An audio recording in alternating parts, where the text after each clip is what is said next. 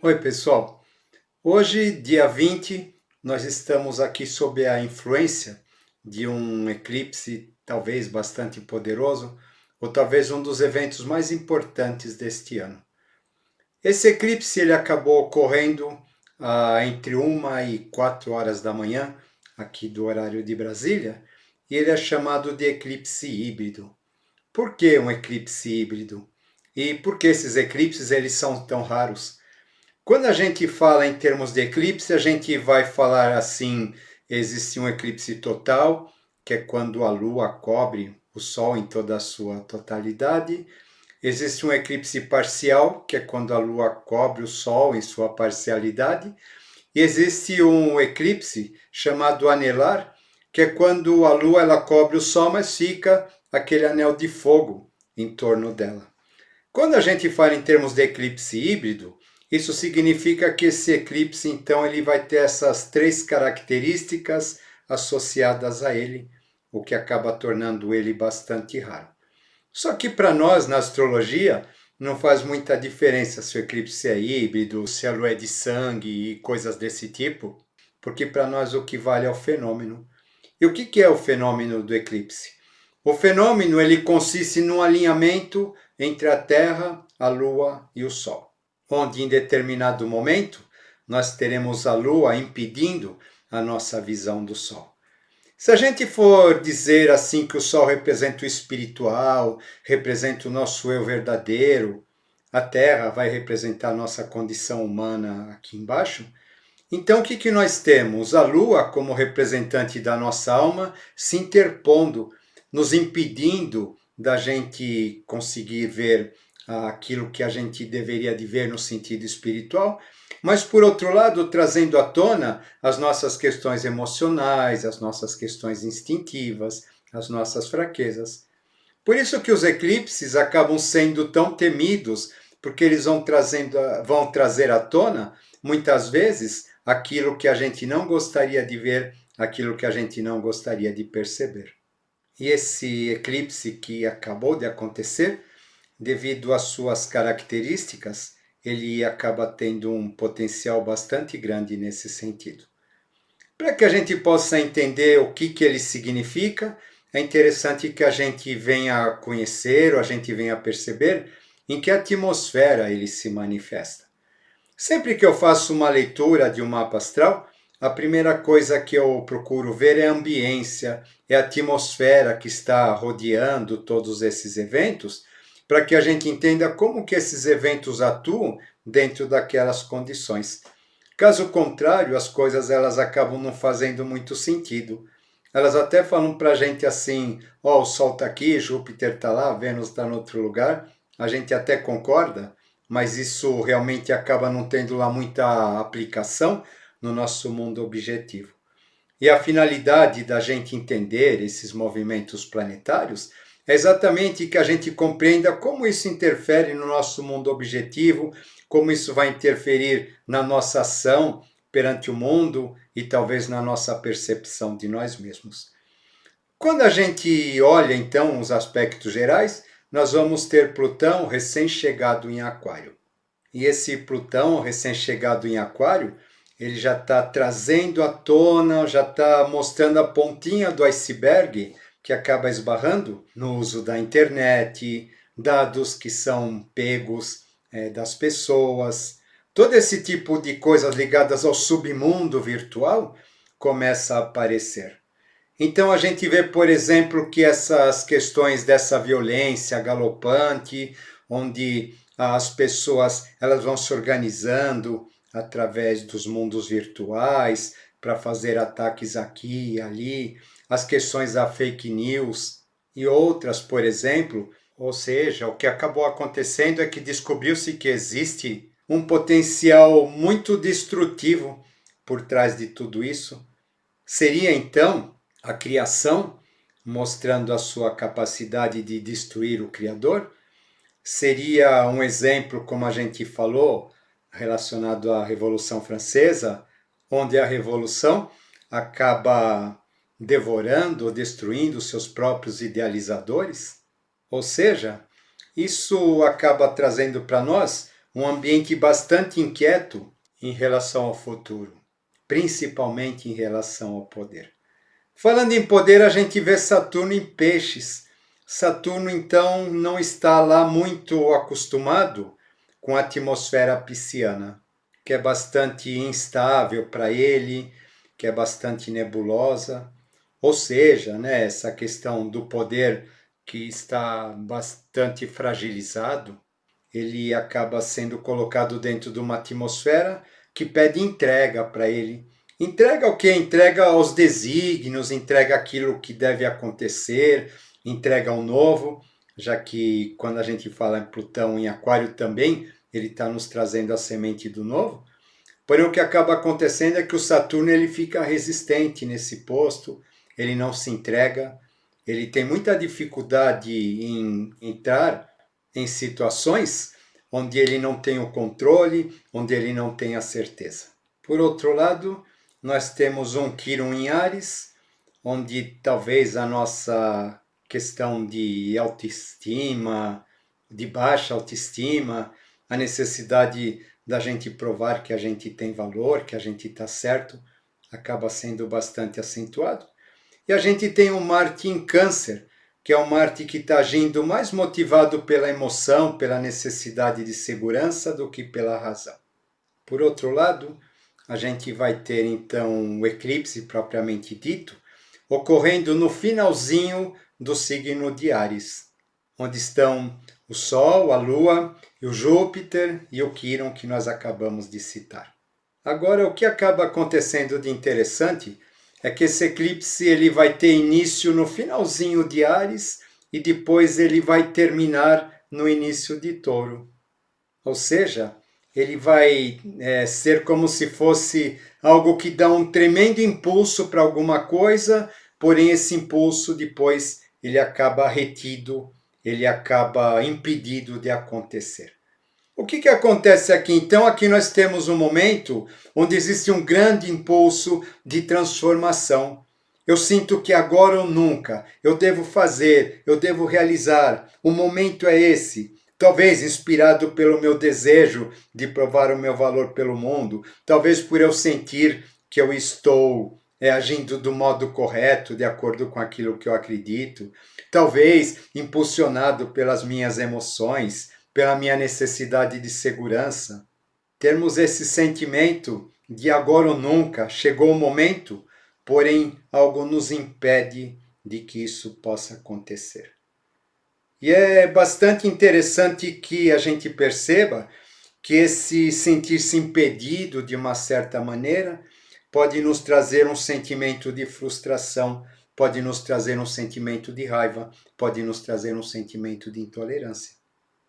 Ou seja, alguma coisa no ar vai fazer com que as pessoas elas se sintam dessa maneira, como se quisessem ter realizado alguma coisa, porém acabaram impedidas de realizar.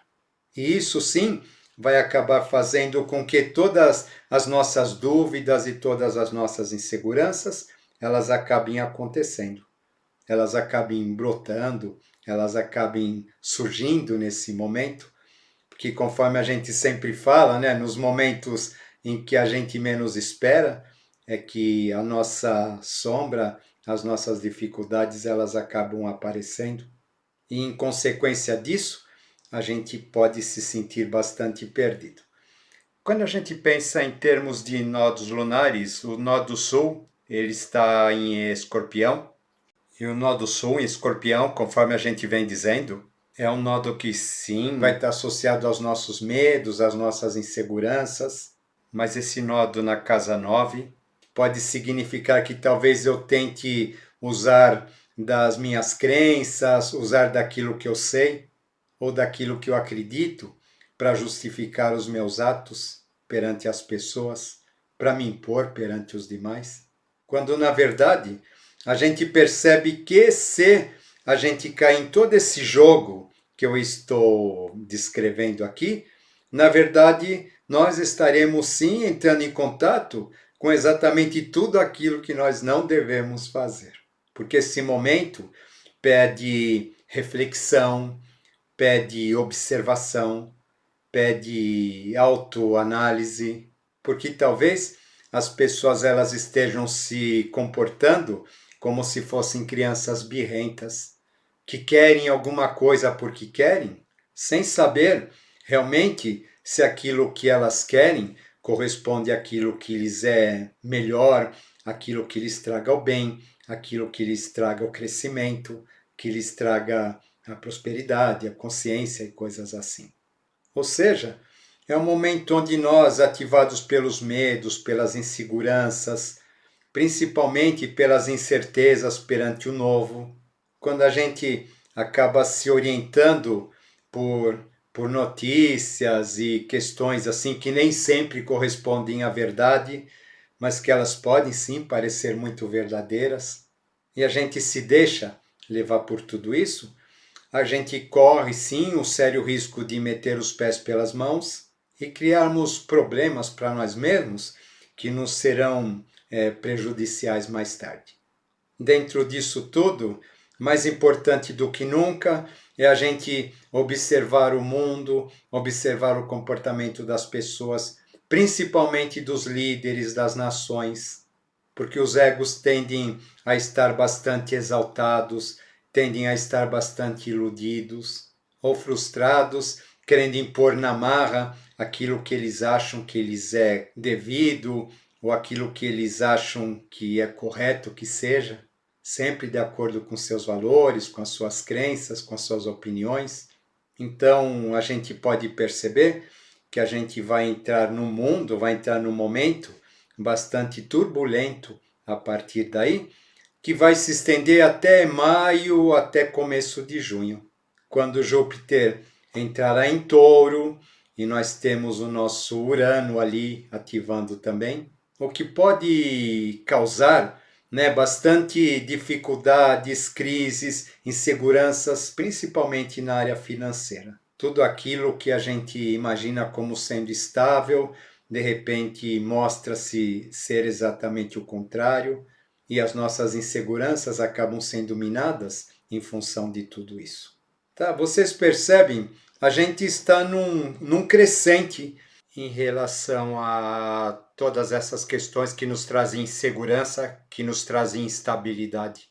A gente já não tem certeza se as notícias são certas, a gente já não tem certeza quando a gente faz uma leitura se aquela informação é correta.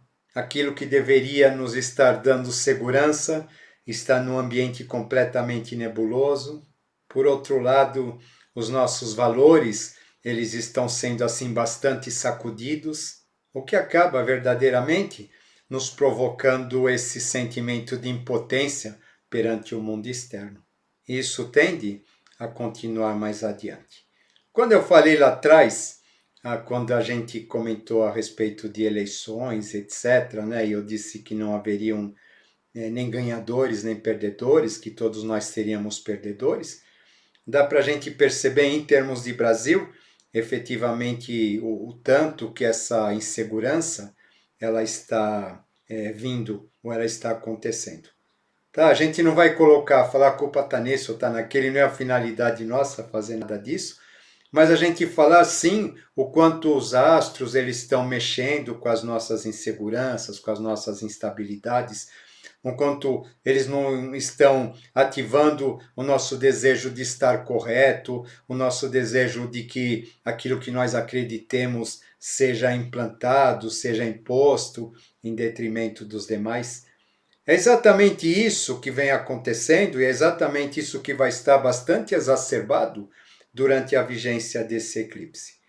E quando eu falo, a gente fala em termos de Brasil, mas na verdade a gente percebe que em termos de mundo, as coisas elas não estão diferentes.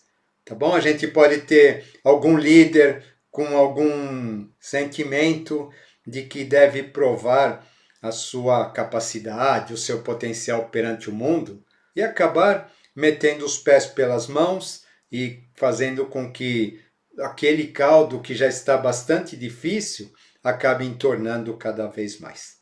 Dá para perceber, que nós vamos entrar assim num período bastante turbulento e que, no meu entender, vai ser bastante decisivo a respeito de muito daquilo que vai acontecer ainda este ano. Porque logo depois disso, então, nós teremos a mudança do eixo nodal, quando o eixo nodal norte passa a ser Áries, definitivamente, quer dizer, definitivamente durante o próximo ano e meio, mas é um eixo que está dizendo para a gente assim, olha, seja você mesmo, olhe para si, não se deixe levar pelas influências externas, o que teu eu interior está pedindo, o que ele te diz, seja você mesmo, harmonize-se, entre em contato com a sua sombra, de maneira que ela possa ser dissipada. Isso no sentido positivo. No sentido negativo, porém, ele pode despertar o cada um para si, Deus para todos, onde as pessoas guiadas pelas aparências, pelas inseguranças que existem no mundo externo, passem a agir de modo egoístico, passem a agir apenas em função de si, em detrimento dos demais. Esse é o desafio que está por vir, que nos está sendo acenado nesse momento. Plutão, que deu a sua carinha em Aquários, levantando todos esses pontos, todas essas incertezas perante o futuro, vai voltar a retroceder e vai voltar novamente para Capricórnio. Quando ele volta para Capricórnio, então, tudo aquilo que não foi feito, ou tudo aquilo que não foi morto como deveria ter sido, em questões relacionadas ao poder, logo entrarão em foco novamente, para que a gente pense, será que é isso que você quer levar para o futuro? Esses valores, esses modelos ultrapassados, que já não nos acrescentam mais nada? Você já não cansou de viver essa história? Por que você está insistindo em repeti-la novamente? Você está sendo movido pelo medo? Ou você está sendo movido pelo ego? Pela sua necessidade de estar certo? Vamos, abandone, deixe de tudo isso e abra-se finalmente para o novo. Aceite aquilo que tem que vir e aprenda com tudo aquilo que ele vem para nos ensinar. Vocês percebem o quanto essa questão relacionada ao eclipse, ela pode ser bastante positiva, né? Já que esse eclipse ele tem mais ou menos 6 meses de vigência, ou seja, né, esse efeito vai até novembro praticamente, onde seremos levados a uma profunda reformulação de valores.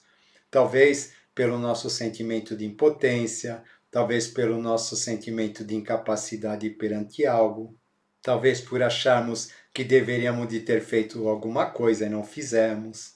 Ou seja, né, o que acaba acarretando uma frustração com nós mesmos.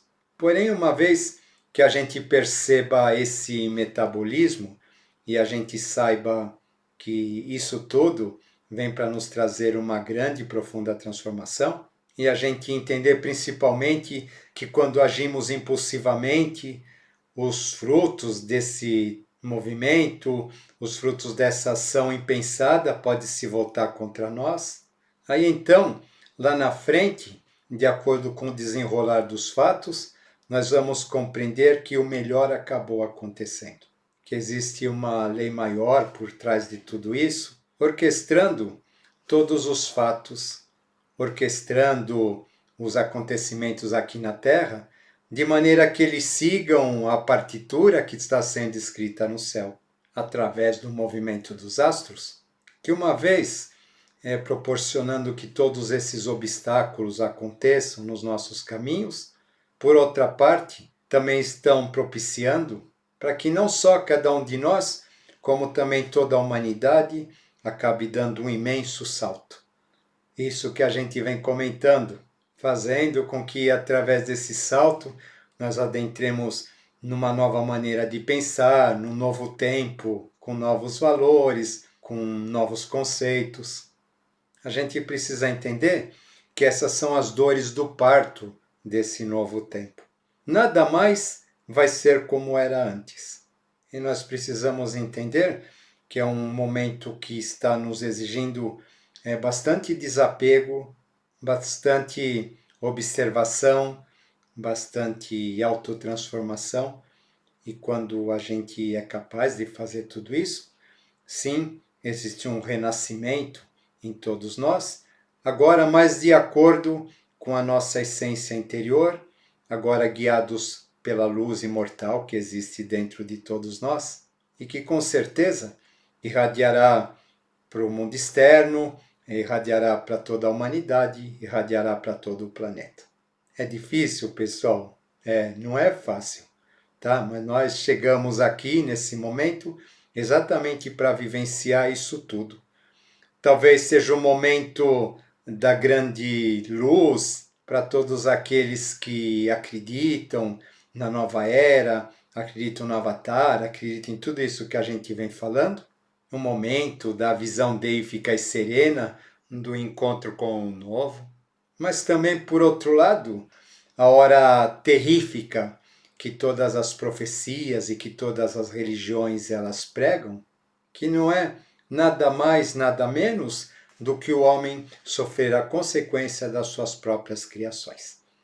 Fica aqui então, mais uma vez, um tema para a gente refletir, agora hoje, nesse dia, guiados aqui ou embalados por esse eclipse híbrido, que tende a nos sacudir bastante.